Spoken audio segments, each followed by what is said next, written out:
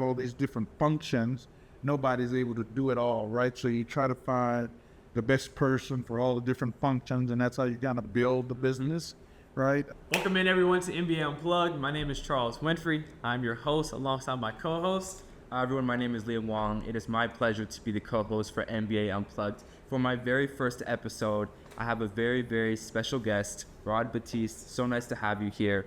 For those of you who may know him, he was a business advisor for the Morehouse Entrepreneurship Innovation Center, or the MEIC like you know it. He graduated from Clark Atlanta University with his MBA in Finance, class of 1989. Shout out to the AUC. In addition, he's the founder at RoD Path, a financial literacy program built for the youth, young adults, and their parents while assisting them in asset building. Currently, Ron is the CFO at Shotel Medical, a company specializing in ankle arthrodesis surgery by performing a new innovative technique. His role at Shotel includes overseeing all financial operations, ensuring venture capital, fundraising, and securing non-dilutive capital. As you can tell, Ron is clearly impacting the world for the better with his financial knowledge and one step at a time. Welcome to MBA Unplugged. Thanks for having me. Just before we begin, I know this is our first episode back. As you see, we have a little different setup. We have Liam as our first co-host. So just to get the nerves, I want to ask Liam. Liam, how are you feeling? I feel good. First episode on, I am so excited to interview you. I just know all of what you've done so far, and I can't wait to hear what stories you have to tell today. Looking forward to it. So as you see here, we're in a new space. We're upstairs in the leadership building. We're in a new student incubator room, spin off with the Morehouse Innovation and Entrepreneurship Center. Great space. We'd love for you guys to check it out. But Mr. Batiste, let's get straight to it. Sure. So I want to ask you. I want to start from the beginning. I want you to take us back. I'm 19. Liam's 18. What was Ron Batiste doing at 19 years old? And did he ever think he would see himself where he is today? Wow, great question. Yes, sir. First of all, at that age, I don't think I was thinking that I would be where I am right now. That's far, as you guys probably know, kind of far away. Oh, yes. Right? Recent retired from the state pension fund to take on a new journey with Shotel. Congratulations. Yes, thank you. So at the time, I wasn't thinking this, Yeah. right? So my goal then was all of my friends were going to do X, Y, and Z, and I was going to be, retired at age 40 and a millionaire and on the beach surfing by the age of 45 or 50. Well, those plans didn't work out. Yes. So actually, I started off after high school. I was accepted into a naval academy. I was going to be a pilot.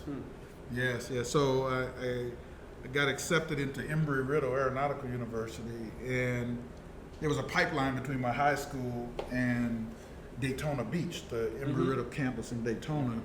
But the year I graduated, they wanted to shift all the new freshmen to a new campus in Prescott, Arizona. So you can imagine a young fellow from New Orleans, Louisiana. Living the life. So I had seen all these pictures of the guys down in Daytona, and the campus is literally right on the beach in Daytona, versus dry, dusty Prescott, Arizona. So it didn't work out well, so I rushed back after a summer program and started in Xavier University in business. Switched up and really found a liking in econ and technology. I was doing programming. And so at the time, this was the first opportunity I got to combine a couple of things that I really liked. So they didn't have a dual major at the time, but I found myself taking with my elective classes economics and computer science.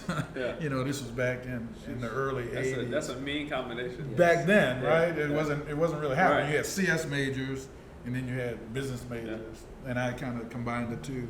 And lo and behold, that kind of started it all off. First job was actually selling PCs, marketing, and I started my first business doing database designs. Okay. So I would go in and design databases for small businesses. They knew nothing about computers. PCs were hot. It was the new thing. Right. So I would go in and teach them. I would train them on how to do the business of a PC. how to put all this stuff together, what softwares were. They didn't even understand how to install software. Nowadays, everything's in the cloud, right? But you used to install software before you could use it.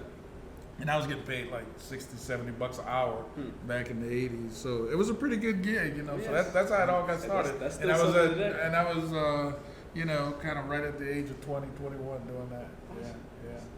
Yeah. I have to ask, what inspired you to go into business? Because I know you said it was a combination of both your passions, but just for the other Morehouse students who are currently majoring in business and unsure about the career furthermore after Morehouse, what was it like for you? Were you anxious? Did you know what you were going to do specifically? Yeah, no, didn't know. Just want to try things out, right? So I've had a couple of businesses over the years.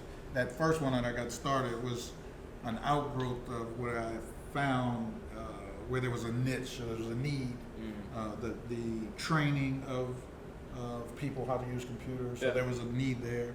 I quickly scoped that out and said, hey, I can make money. This was aside from my 9-to-5 that I was doing, where I was actually selling, right? But it opened up the opportunity to find where the extra money could be made. So I would go in, I would scope out a business, design a system for them. Oh, and by the way, if you need training, so at the time they didn't have the training sets up. They were just selling stuff, right? So I found that niche there.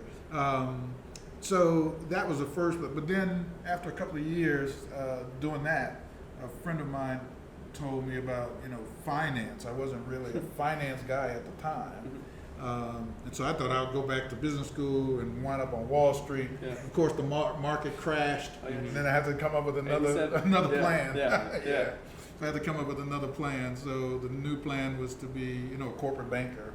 And kind of use that to really learn more about business.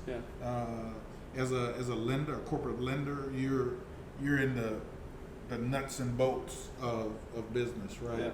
You're doing the research on the company that you're working with, plus the competitors, and trying to make sure if you give the bank's money away, you get it back. As a lender, that's the whole idea. You lend, you get it back, plus some profit.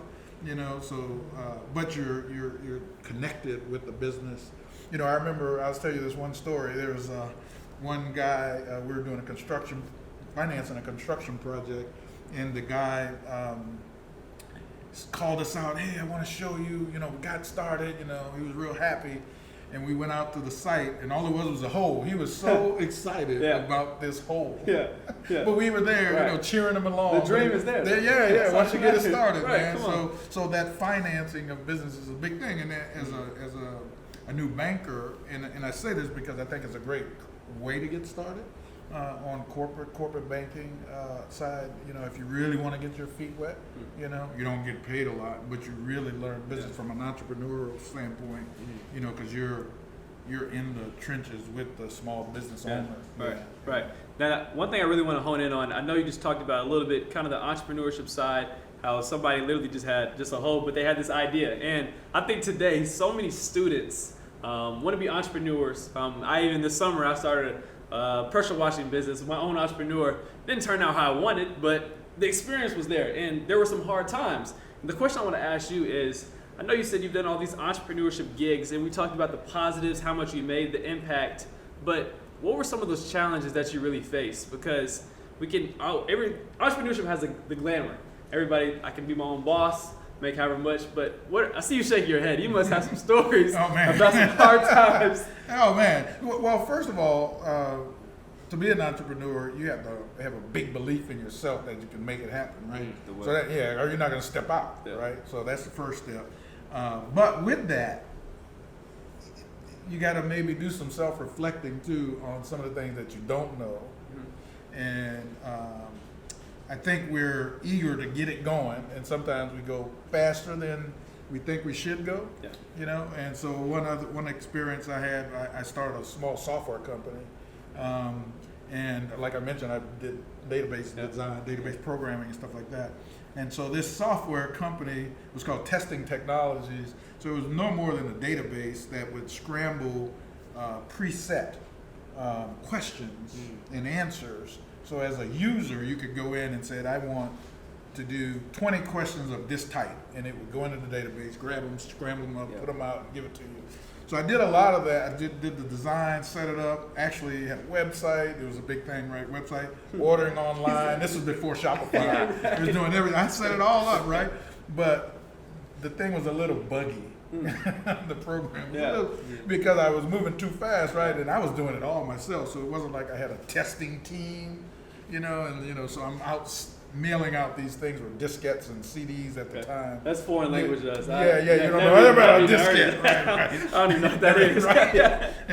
A little bit before you got signed. But anyway, I'm sending it out, and then I'm getting phone calls. Like, well, I got a bug here, and I'm trying to do, So I moved a little fast with that. I had a great idea, but I was probably moving a little fast, So there's some hardships and headaches with entrepreneurship, but you set back and you regroup and kind of either close it down, start all over, do something else. There are a couple of things I want to touch upon. The first thing that you talked about was believing in yourself. Entrepreneurship is not only a reflection of your business, but your identity as a whole. And I think you kind of demonstrate that by staying ahead of the curve. So you found this entire niche, this industry, which boomed over to like billions, trillions of dollars over time. How did you find this industry, this niche? And then how do you expect others, or how do you advise others to find this type of niche? Oh, you're talking about the software? The software and the computers and everything. So I'm glad you didn't ask, how did you not become a billionaire? No. Because I was early. And still missed it. And I was right there, right? I mean, I even have, even part of my career was, stock picking, right? And I missed Harley Davidson, right? To a degree. I made money on it, but not as much as I probably could have. Starbucks, and Tesla. So you miss some, but you do. One thing I always say in my stock picking days is, don't use the rear view mirror. Just let it go. Yes. But as we are kind of trying to stay ahead of the curve, being well read, talking to folks, meeting and networking with folks, always looking for or listening for a jewel here or there, I think that's one big part of it. And if you have something about your passion, something related to your passion, I would say go deep, right? I guess what happens is we're young, kids are, they want to know everything, so they're always asking questions, and as you start to get older, your parents say, quit asking questions, and it kind of stymies, the creativity. So I think we need to find that, and especially for freshmen, sophomore, juniors in college, rekindle that asking questions, just that thirst for knowledge. You don't know everything, right? So ask questions, go to your professors, and try to trip them up. You know what I'm saying? You learn a lot. No, 100%. And it's a funny story. So I actually met Mr. Batiste before this podcast. Reached out on LinkedIn, did exactly what he said. Reached out to him on LinkedIn, made a connection. He introduced me to some great guys, and it's really invested into something legitimate. But one thing I want to ask you is, I see how you poured into me, and through all of the endeavors that you do, it seems like service is a big part of your life. Now I want to ask you, did this really come natural, or was this something you had to work on? Because a lot of people just can't get up and give more to others with not pouring into themselves. So I want to ask you, how did this really matriculate into what it is today for you? Great question. And I'm gonna have to think about it a bit. I think it's natural. I didn't come to some point and just say, I'm gonna go out and start helping folks. Whatever, we're doing. In my first career after business school, myself and some of my other colleagues, we were doing support for the bank, right? The bank says, well, we give you a few hours, you can go out and help the community, do whatever, pick up a tree. So one of my first things, we went out and planted trees and stuff, and I'm like, interesting. Yeah, planted trees. I'm like, I didn't like that too much. Let's do something else. But I really found the passion working with youth, it was like elementary. We started off going and just reading and stuff. Yeah. It was the same group of us. And then we said, well, our knowledge is really in the finance and money space. Why aren't we teaching more about the stuff that we are doing, kind of, and that's how the nonprofit that I started kind of came about. We were doing the work for the bank and doing the work for other nonprofits that we were working with, and we said, hey, let's just do it for ourselves, right? Because we were the experts, but then we could take our expertise and give it to other organizations and stuff like that. So they may be focusing on youth, female youth, and self-esteem, but hey, those young ladies need to know finance, right? And so we started going in, supporting other organizations, bringing in personal finance, financial tools. Then we found out that all the parents needed it too, right? So we started helping parents. And so we kind of went up the scale to high school and college, just kind of helping students and families understand kind of year 13, moving from high school into college, and then what next, and the inextricable link between education and income. Not that it has to be college education, but just furthering your knowledge in a specific subject and being like an expert in a specific subject or whatever. And so that might be getting a trade education. And I have a buddy who's a plumber. He didn't go to college, but he went on to be a master plumber. Now he's got 3 or 4 trucks out there. It's a great business to be in. Yeah. So much. That's right. But he's an expert, right? Yeah. And it worked out well. Right. Yeah. So that's kind of where we took the nonprofit, and all along that journey, it's always just been kind of me. I like assisting and helping youth and trying to bring them up, and then just kind of meld together the ability to put the nonprofit together. Right. That's good. That's good. Absolutely. And I know you talked a little bit about starting Right Path. How is it doing now? What are you currently doing to sustain the business? And on top of that, what 3 factors or 3 personality traits of yours do you believe have truly contributed to your success in everything that you've done so far? Wow, that's loaded. That's deep. That's deep. Well, Right Path is doing well. We focus more on kind of the core budgeting tenets. So we created a large format budget simulation game that we could take around from school to school, and the students, in effect, operate for an hour or so as an adult, and they matriculate through 13 or 14 different stations, and they have an income, and they have a credit score and different things like that, and they have to, purchase transportation and food and clothing. If they have kids, they have to educate the kids and all this kind of stuff. The whole it's a 30-day kind of simulation on creating a budget. So they have to take their annual salary, break it down to a monthly salary, and then spend that money, And so the students really love it. It's a different way of teaching budgeting versus a typical Socratic method of question and answer in a lecture type. More interactive. Yeah, that's right. So lots of great feedback. So that's the format that Right Path has been taking, kind of using the tools that we put together for that. In terms of the 3 traits and attributes, I don't know. I think being open and honest is one big one, right? Liking to focus on the stuff that you like to focus on. Like I wake up at 4 or 5 in the morning and read. What? Yo. Yeah, but well, typically I would try to read 2 or 3 different, publications to try to get that going. All right. 4 or 5 in the morning. Walk me through your day then. 4 or 5 in the morning. Yeah, it starts early, right? I've been married for quite a while, so my wife helps me out. She's a wonderful person. My better half wakes up, brings me coffee. I have to have coffee fix. Yeah. So over the last 30 years, she's brought me coffee. This is great, right? It helps me get going, gets me started. And so that is the beginning of the day, reading and just trying to catch up on, current events and news and stuff. I go to bed early. I didn't say that part, right? 4 or 5. I still get my 7 or 8 hours. Yeah, you got to do it. Come on. But 9 o'clock I might be, ready to lounge. Yeah.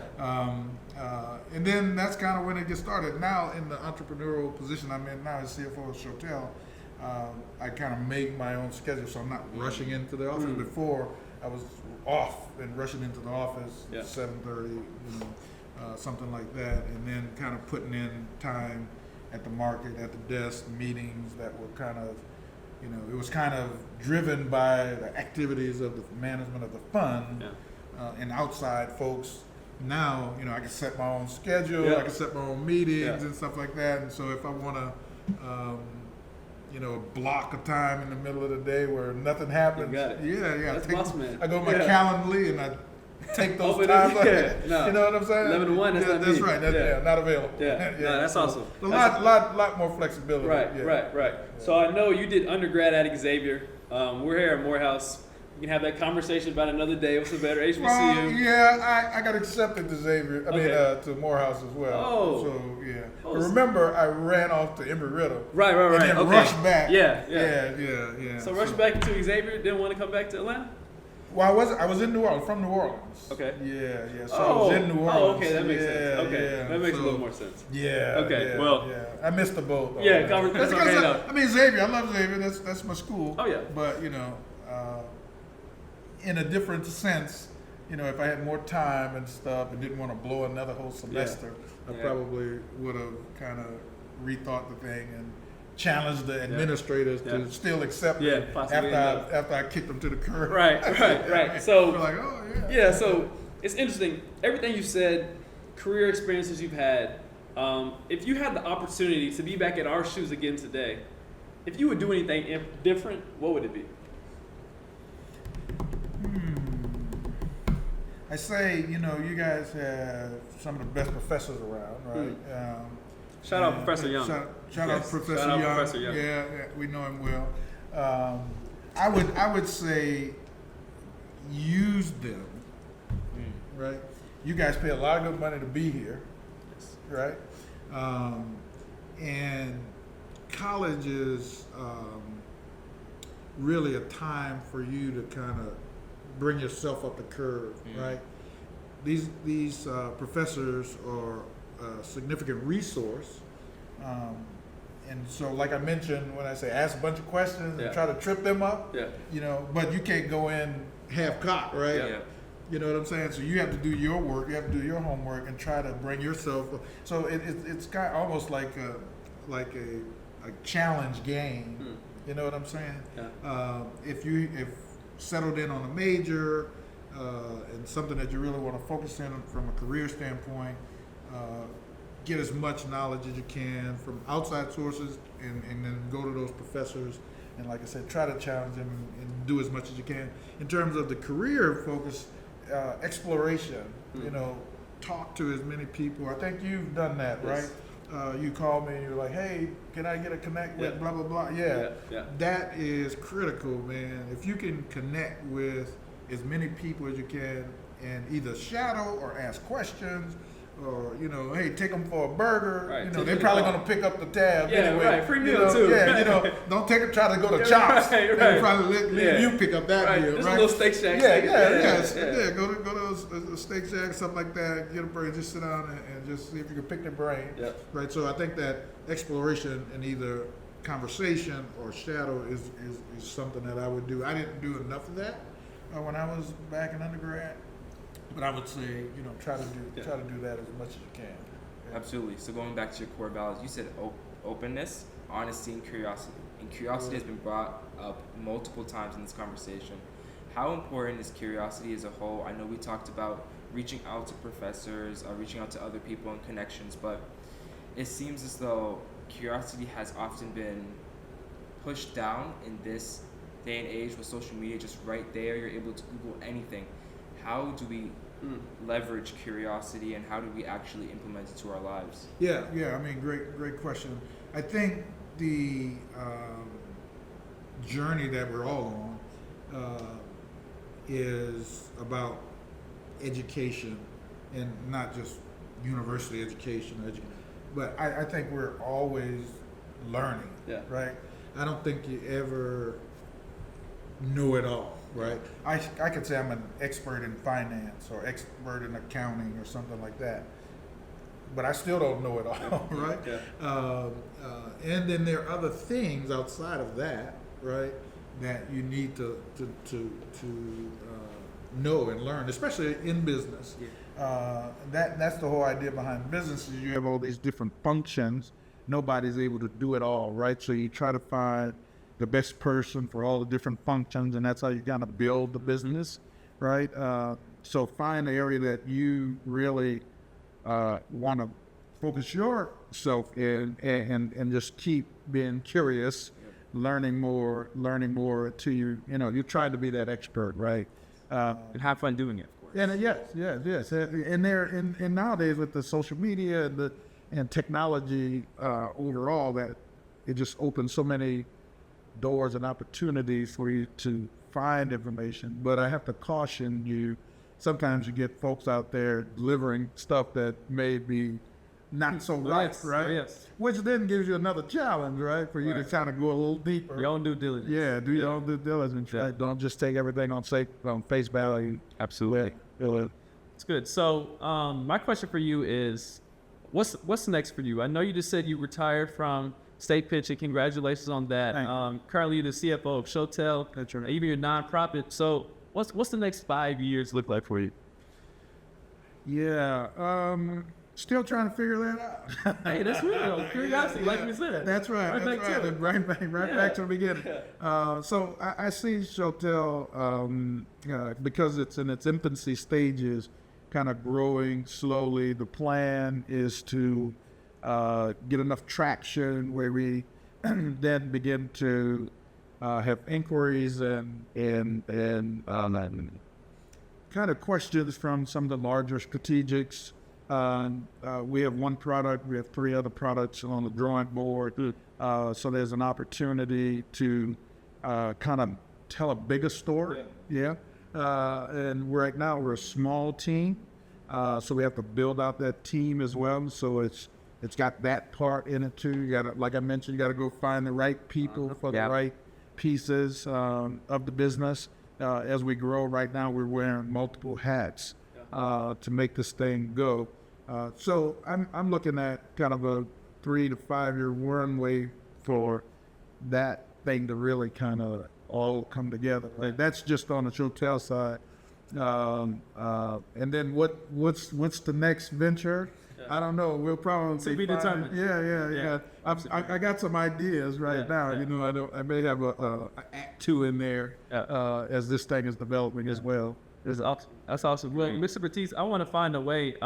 Is there any way if the students, if they want to get in contact with you, that kind of do something similar to what I did, if there's any type of social media or phone number you would feel comfortable giving out? Yeah, I guess you guys say, what's your socials? What's your socials? I didn't come prepared to do all that, right? But LinkedIn, I'm on LinkedIn, R Batiste, Batiste, R Batiste on LinkedIn. And I don't mind giving out my email address. That's fine. I can put this on the description. Yeah, that's right. So RoD Batiste. I'm sorry, that's my personal. It's Shotel, so R Batiste at shotelmedical.com. And I'll make sure to put that in the description. But Liam, any other? This one final question for sure. I know that you talked about your future, and again, life is a journey. We don't always know the next step. That's okay. It's uncomfortable at times. But my question to you is, the people surrounding you have been most likely extremely influential to your life.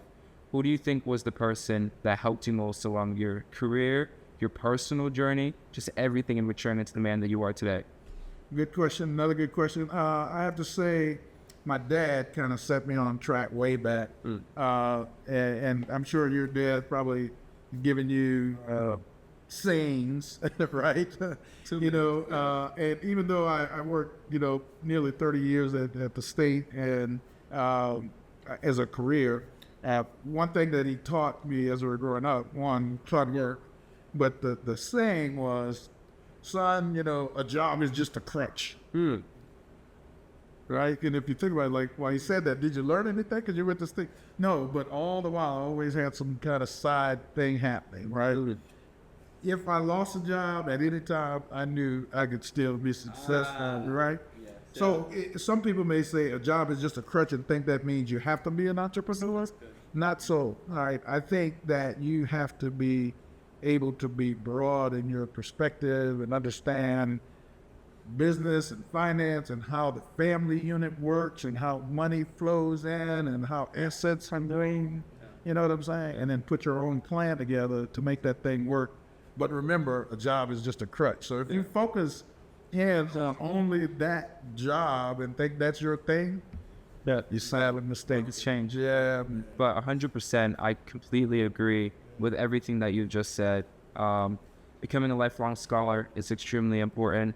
We've learned so much from you, Rod. Thank you so much for being. Yes, we thank you so much for your time. Oh, yeah. And Thanks for having me. Yes, sir. I hope you guys enjoyed this episode. Make sure to like and comment down below and subscribe if you haven't already. And we'll see you on the next one. Peace.